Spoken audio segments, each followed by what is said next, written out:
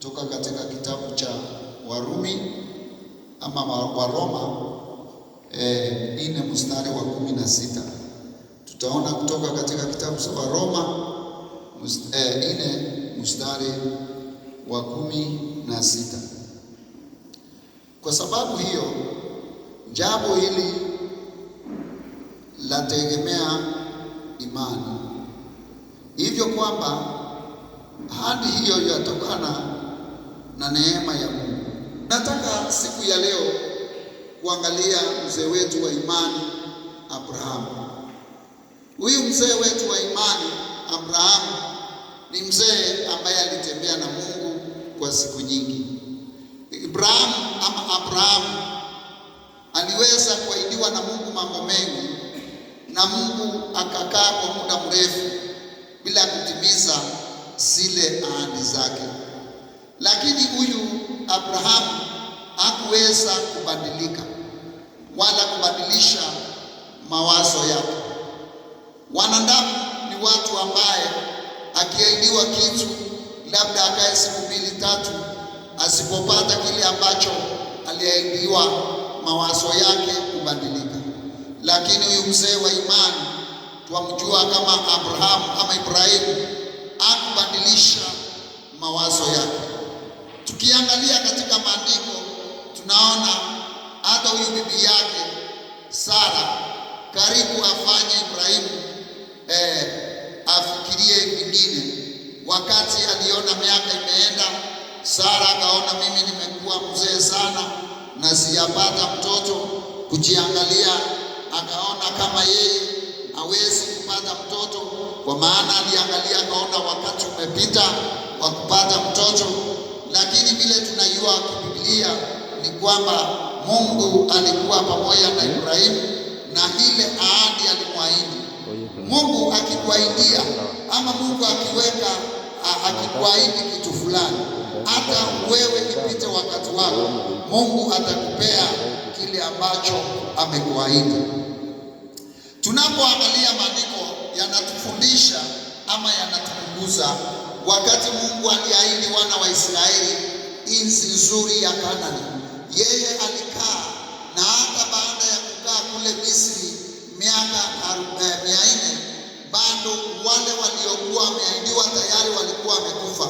Lakini Mungu hakupanguza mahali ambapo aliahidi ya kwamba nitakupea wewe Abrahamu na uzao wako, wana wa Isaka, wana wa Yakobo, wao wote nitawapea nchi ya ahadi, ambaye ni nchi ya Kanaani, ambaye Mungu alimwambia Ibrahimu na kumwagiza aondoke kwa watu wao ili aweze kuenda kubarikiwa katika nchi ile. Ibrahimu alikuwa ni mzee wa imani. Nami kile ambacho ninawaomba kwa mwaka mpya ni lazima tuwe na imani na tuwe tunaamini ya kwamba Mungu akisema atatubariki, tuongojee hizo baraka. Ibrahimu alipokuwa anaongojea baraka, mke wake Sara aliona kama lile jambo aliwezekana, na yeye akatafutia Ibrahimu mwingine hapa kando, akatafuta mtoto, akapata mtoto ambaye alikuwa anaitwa Ismaili. Na huyu mtoto hawakuwa na imani tena na yule alizaliwa wa ahadi, kwa sababu tayari huyu alikuwa ni wa mafikirio ya mwanadamu, lakini yule mwingine naye alikuwa ni mwana wa ahadi, ni yule ambaye alikuwa ameahidiwa. Na Ibrahimu aliposimama vyema, Mungu hakusahau wala Mungu hakuachana na yeye. Karibu miaka 100 Ibrahimu hana chochote, lakini Mungu alikuwa anatembea na yeye, kwamba yeye alimwahidia mtoto. Siku ya leo watu, labda mtu anafanya kitu kidogo, labda uko kwa biashara ama uko kwa lengo fulani, labda unataka kufanya jambo fulani, ukiona siku 2-3 zimepita na uyapate ile kitu ulikuwa unataka, hata unaanza kufikiria ati hakuna Mungu. Saa zingine hata unaweza kufikiria ati Mungu amesahau. Mungu hawezi akasahau. Kile ambacho Mungu amekuahidia atakupea.